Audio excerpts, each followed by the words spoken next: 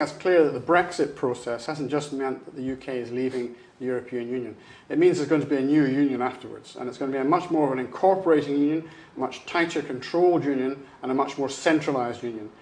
I think before the whole Brexit process began, there was a sense, even among many in Westminster, that the UK was moving towards a kind of federal constitution, where there would be a division of powers.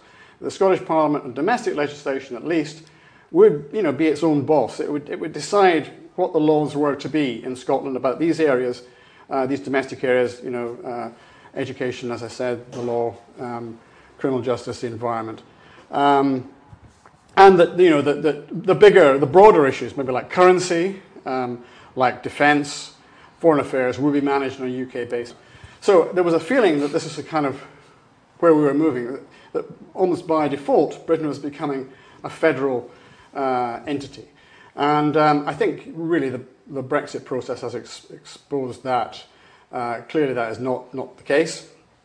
And the test of this was really the Sewell Convention, and whether or not the Scottish Parliament now had a right to exercise sovereignty in the areas of its own responsibility, or did it not?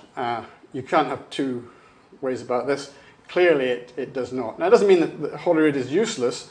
It can still pass lots of laws, but it will always be under the understanding that these are explicitly endorsed by Westminster, and they can be taken away whenever necessary. And that will be important coming down the Brexit road when we get to the Great Repeal Act, Great Repeal Bill, which will supposedly repatriate all the laws which are currently exercised by Brussels, agriculture and fisheries and what have you.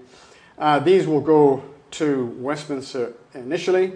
There's a suggestion that Scotland will get more powers as a result of this process, but if it does, and I doubt it very much, they will be on the basis of this provisional nature.